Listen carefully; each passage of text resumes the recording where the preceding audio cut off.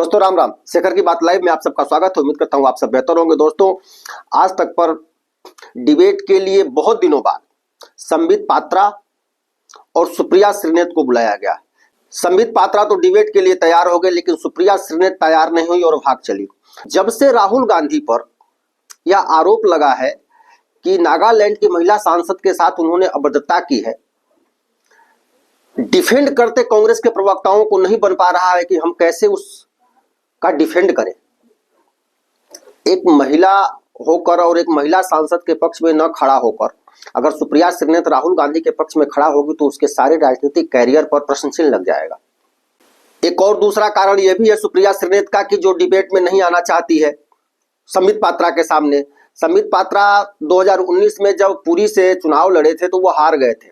सुप्रिया श्रीनेत यह बार बार कह के उनको एक तरह से चिढ़ाती थी कि पुरी से चुनाव लड़े हार गए, पुरी से चुनाव लड़े हार गए। अब संबित पात्रा संसद पहुंच चुके हैं और सुप्रिया श्रीनेत एक चमची के अलावा और कुछ नहीं है। यह भी कारण है सुप्रिया श्रीनेत डिबेट छोड़ के भाग गई। फिर पप्पू यादव को बुलाया गया। वो अपना हाव भाव भाव भाव खूब चिल्लाने की आदत है, वही वो गंवारों जैसी। डिबेट करने तो आता नहीं पप्पू यादव को। जब बहुत ज्यादा चिल्ला रहे थे संबित पात्रा ने वो धोया कि पप्पू यादव बिल्कुल मिमियानी बिल्ली बन गए। चिल्लाना सारा उनका अब वही बस लथड़े ही पर उतारू थे। पूरी डिबेट देखिए आप लोग। चालू करो बे। पप्पू यादव जी, आपकी भी तस्वीर हम दिखा रहे हैं, आप वहां पर मौजूद थे। एक बार वीडियो वाला वो हिस्सा दिखाइए। पप्पू यादव जी बोले, उसके बाद संबित जी जवाब दीजिएगा। पप्पू यादव जी, आखिर ये दोनों जो बीजेपी के सांसद हैं ये घायल हुए कैसे? पहली बात, ये तो बहुत ताकतवर आदमी है। मोदी से बड़ा ताकतवर तो कोई नहीं है। और अमित शाह जी से, ये इस देश के सबसे ताकतवर। और इससे आप इसको कहिए एक बात कि ये वो वीडियो राहुल गांधी जी का दुनिया को दिखा। अभी तक ये वीडियो राहुल गांधी जी का दुनिया तक नहीं दिखा पाए कि राहुल गांधी जी कहाँ हैं, राहुल गांधी जी किसको धक्का दिए, राहुल गांधी जी किस रास्ते से गए। अब मैं आपको बता रहा हूं। दूसरी बात, अभी जो उत्तर प्रदेश के एमपी ने जो बात कही कि राहुल गांधी जी मेरे आगे थे और मैं पीछे था, मेरे पीछे कोई और था, उसके पीछे कोई और था, उसने धक्का दी तो हमको पिछले से धक्का लगा तो हम गिरने से बच गए। गिरते गिरते हम ये हो गए। तीसरी तरफ सारंगी जी के बारे में जानिए। सारंगी जी का आप उठा के वीडियो मांगिए कि सारंगी जी गिरे हैं तो कहाँ गिरे हैं और किस परिस्थिति में गिरे हैं। हम राहुल गांधी जी को कहने गए, सदन के भीतर राहुल गांधी जी 4 आदमी के साथ कर, मैं दौड़ के राहुल जी को कहने गया कि राहुल जी आप अर्जेंट बाहर आए क्योंकि स्थिति बेकाबू हो रहा है। आप दूसरे रास्ते से हम लोग को निकल जाना चाहिए। वहां बैठना पड़ा। मेरे सामने खड़गे जी को धक्का दिया गया, सीपीएम के एमपी को गिरा दिया गया मेरे सामने। तब मुझे लगा कि ये प्रियंका गांधी जी को भी धक्का देंगे, ये उन्हें भी ना चोट लगा जाए महिला सांसद को। तब हम वहां आगे आए और आगे आकर के मैंने उनको रोका कि भैया अब आप यही रहो, प्रियंका जी बैठ गई है, आगे मत। पप्पू जी थोड़ा सा कैमरा उठा लीजिए, थोड़ा सा ना आपका मतलब चेहरा ठीक से नहीं आ रहा है। लेकिन ये बताइए कि एक वीडियो में, चूंकि आप दिख रहे हैं उस वीडियो में, आ रही हूँ समझिए, एक छोटा सा बस क्लैरिफिकेशन उनसे। हाँ, थोड़ा सा ऊपर पकड़ लीजिए। पप्पू यादव जी, आप दिख रहे हैं वहां पर। राहुल गांधी जी वहां पर वापस क्यों आए थे? क्योंकि वो उधर थे और वो वापस आए वहां पर देखने के लिए। राहुल गांधी जी मेरे सामने में जाके उनसे हालचाल पूछ रहे हैं कि भैया कैसे हुआ, क्या क्यों हो गया। और उतने पे निशिकांत कहते हैं, है राहुल गुंडा गर्दी करता है। तब हमको जाकर के उन्हें कहना पड़ा, क्या ये एलओपी के साथ ये भाषा मर्यादित है? क्या आप राहुल गांधी जी से कभी उम्मीद कर सकते हैं इस जन्म में कि राहुल गांधी जी जिसने आजीवन, जिसके परिवार ने शहादत के साथ गांधी के विचार को देखा, नाथूराम गोडसे के विचार को नहीं देखा, मनु स्मृति को नहीं देखा, बाबा साहब अम्बेडकर को देखा, और बाबा साहब अम्बेडकर के मुद्दों को भटकाने के लिए इन लोगों ने इतना बड़ा ड्रामा किया। ये बीजेपी, ये ड्रामिस्ट है। कभी जीवन में सत्ता में आज तक भाजपा वाले आज तक इस तरह का व्यवहार नहीं किए। संबित जी अब आप जवाब दीजिए। संबित जी अब उनके आरोप का सीधा जवाब दीजिए।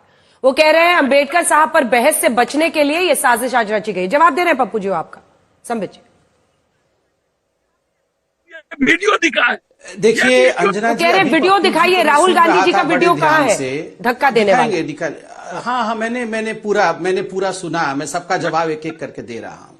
पप्पू जी पहले तो अभी पप्पू जी आ रहे हैं, रुक जाइए। जेरा होता है वैसे आप सोचिए कि मैं कोर्ट में खड़े होकर अभी सिद्ध कर दूंगा कि कौन सच बोल रहा है और कौन झूठ बोल रहा है। देखिए अंजना जी, अभी पप्पू जी ने कहा कि मैं पहले दौड़ करके गया राहुल जी के पास, फिर राहुल जी को मैंने बोला, उसके बाद मुझे लगा कि प्रियंका जी खतरे में हो सकती है, तो फिर मैं दौड़ करके प्रियंका जी के पास गया, फिर उनको बताया, फिर मैं दौड़ के इधर आ गया देखने के लिए कि व्हील चेयर में क्या हो रहा है। मतलब 4 राहुल गांधी मिलेंगे तो मतलब पप्पू जी दौड़ सकते हैं, पप्पू जी के लिए सब रास्ता खुला हुआ है। बाकी दुनिया में कोई मूवमेंट नहीं कर पा रहा है क्योंकि हमने एकदम सब रास्ता बंद कर दिया है। तो यही प्रूव हो गया कि ये झूठ बोल रहे हैं। सर मैं तो आपके बीच में नहीं बोल रहा था। सर मैं कंप्लीट कर लूं सर अंजना मैडम, मैं कंप्लीट कर लूं। पप्पू जी मैं तो इनके बीच में चिल्ला नहीं रहा था, मैं कंप्लीट कर लूं। पप्पू जी थोड़ा सा आपने जो कहा है उसी का जवाब दे रहे हैं वो। मैं बोल पप्पू जी आप वीडियो मांग रहे हैं ना, समझ में आ गया, लेकिन आपका चूंकि स्काइप पे आप जुड़े हैं। अरे सुनिए ना, स्काइप पे जुड़े हैं सर, ऑडियो कटता रहेगा, एक बार जवाब सुन लीजिए उनका। पप्पू जी हाँ 1 मिनट हाँ, सुनिए ना पप्पू जी, हड़बड़ाइए मत।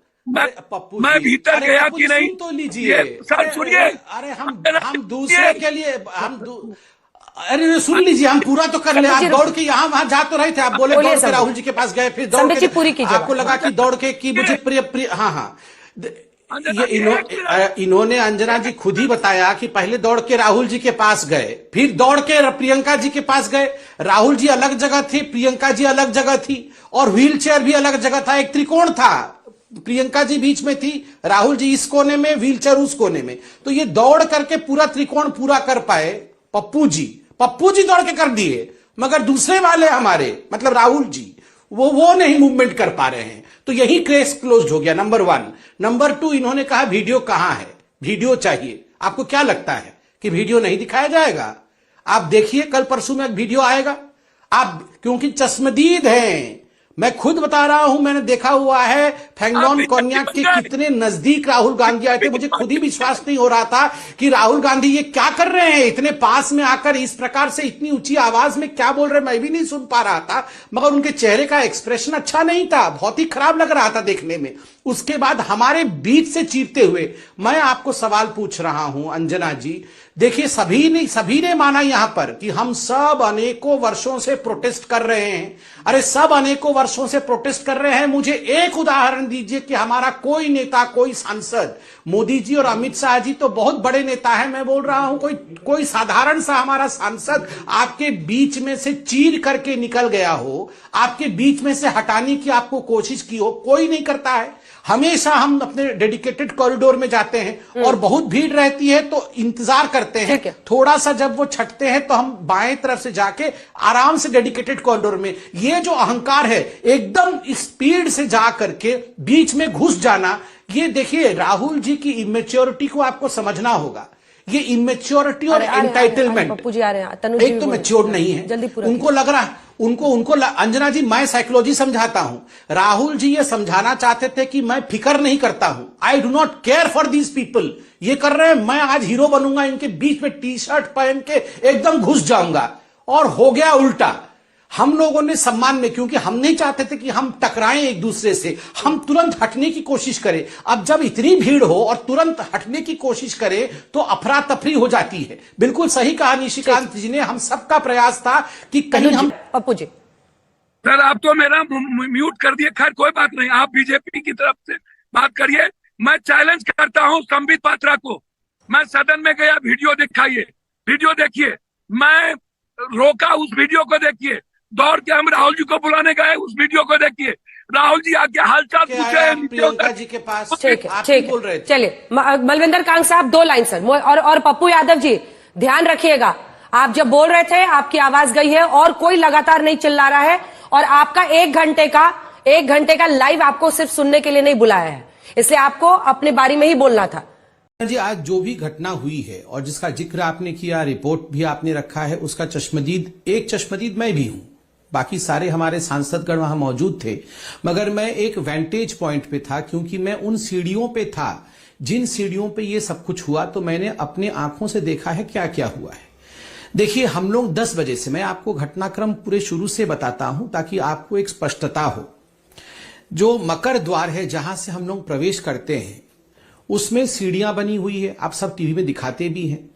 देखिए, जब सदन सत्र में होता है और जिस समय प्रोटेस्ट चलते हैं, कांग्रेस पार्टी, आप देखिए अडानी का मामला हो, बाकी मामले हो, हर विषय पर लेकर हर दिन कभी टोपी पहनकर, कभी मास्क लगाकर, कभी बैग लटका करके, कभी टी शर्ट लगा करके, कभी स्टिकर चिपका करके, बहुत प्रकार से हर दिन प्लेकार्ड पकड़ करके प्रोटेस्ट करती है। ये एक नियम बन चुका है कि हर दिन वो सीढ़ी में प्रोटेस्ट चल रहा होगा। मगर एक नियम होता है, वो नियम होता है कि आप सदन के रास्ते का अवरोध नहीं कर सकते हैं, बंद नहीं कर सकते हैं, क्योंकि बाकी जो सदस्य हैं, जो दूसरे दल के हैं, जो प्रोटेस्ट में शामिल नहीं है, वो अंदर कैसे घुसेंगे। तो जो वहां सीआईएसएफ पे तैनात सिक्योरिटी अधिकारी होते हैं, वो एक ह्यूमन चेन बनाते हैं, वो एक रास्ता कोडोन करते हैं कि रास्ते के जो एक साइड पे प्रोटेस्टर्स खड़े हों, जो प्रोटेस्टिंग एमपी हो, और एक साइड रास्ता खुला रहता है, उस रास्ते पर बाकी पार्टी के सदस्य अंदर जा सकते हैं।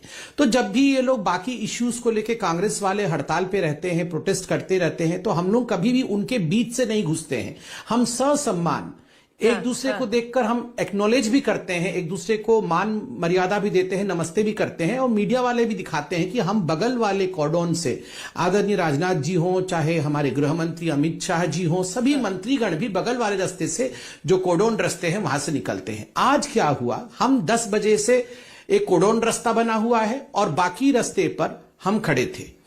10 बजे से जब 10:45 तक, उस समय विपक्ष के कोई भी नेता नहीं आए थे। 11 बजे सदन चालू होता है, तो अमूमन लोग 10:40 के आसपास आते हैं। 10:45 के आसपास राहुल गांधी जी एक बहुत बड़े जत्थे के साथ, वो भी अपना होर्डिंग, पोस्टर, बैनर इत्यादि लेकर आते हैं। हमारे लोगों के हाथ में भी, सबके हाथ में प्लेकार्ड था, और हम सीढ़ियों पे खड़े थे और एक कोडोन रास्ता, डेडिकेटेड रास्ता उनके लिए तैयार था। मैं देख रहा था खड़े होकर कि राहुल जी को सिक्योरिटी वालों ने कहा, सर आप यहां से आइए, आप कोडोन रास्ता में चलिए, मगर राहुल जी ने मना कर दिया। उनके हाथ में एक प्रति थी कॉन्स्टिट्यूशन की, शायद लाल रंग की जो किताब वो लेकर चलते हैं। अगर वो सच में कॉन्स्टिट्यूशन है कि अंदर में क्या है मैंने नहीं देखा है, मगर मान लेते हैं कि संविधान की प्रति थी उनके हाथ में। वो संविधान की प्रति दिखाते हुए तुरंत आगे बढ़े बीच भीड़ में। सबसे बीच में कौन्याक बहन, जो हमारी नागालैंड की एसटी बहन है और जो सांसद है, वो थी। मैं ऊपर से देख रहा था, उसके सामने एकदम आके खड़े हो गए। तो कुछ तो वहां पे हीट एक्सचेंज हुआ है, मतलब कुछ कहा सुनी हुई है जो हम सुन नहीं पा रहे थे, क्योंकि नारेबाजी हो रही थी। तो वो तुरंत हट गई वहां से। उसके बाद एकदम फोर्स के साथ राहुल गांधी और कुछ लोग ऊपर, वो कोडोन रास्ते में नहीं गए, सिक्योरिटी के बोलने के बाद भी नहीं गए, और धक्का मारते हुए वो अंदर घुसे। इससे कई लोग गिरना शुरू हुए। कोई 1-2 लोग नहीं गिरे हैं, 6 लोग, कम से कम 5 या 6 लोग गिरे हैं। मैं भी लड़खड़ाया, मगर मैंने अपने बगल वाले, और मुझे याद है हमारे हर्ष मल्होत्रा जी जो दिल्ली के मंत्री हैं, वो मेरे आगे खड़े थे। मैंने उनके कंधे को पकड़ लिया तो मैं स्थिर हो गया। मगर मैंने देखा कि मेरे आगे पीछे भी 3 लोग गिरे हुए थे, ऊपर भी 3 लोग गिरे हुए थे। धक्का किसने मारा था? हड़बड़ा। देखिए, जब राहुल गांधी, मैं बता रहा हूं, जब आप एक भीड़ के अंदर, मतलब हम एक डेडिकेटेड रास्ता है, दूसरे रास्ते में आप एकदम छुटे हुए सांड की तरह कोई घुस जाएगा तो क्या होगा, आदमी एकदम अफरा तफरी हो जाती है ना। तो ये रूल क्यों तोड़ा गया? एक कन्वेंशन है कि आपके लिए रास्ता खुला हुआ है, आप खुले रास्ते में जाइए। आप जबरदस्ती अपने अहंकार और एंटाइटलमेंट के लिए कि मैं तो इन्हीं को अफरा तफरी मचा के इनके बीच से ही जाऊंगा, इनको टक्कर मार के जाऊंगा, ये इससे क्या सिद्ध हुआ?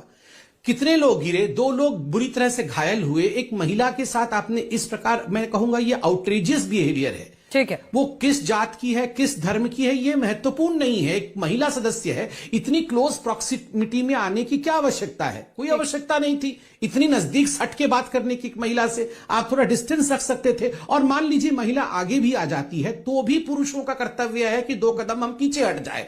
इसमें बिल्कुल चिपक करके इस प्रकार से बात करना, मुझे लगता है, जो मैं खुद अपनी आंखों से देख रहा था, एकदम अनुचित व्यवहार है राहुल गांधी। तनुज जी, अब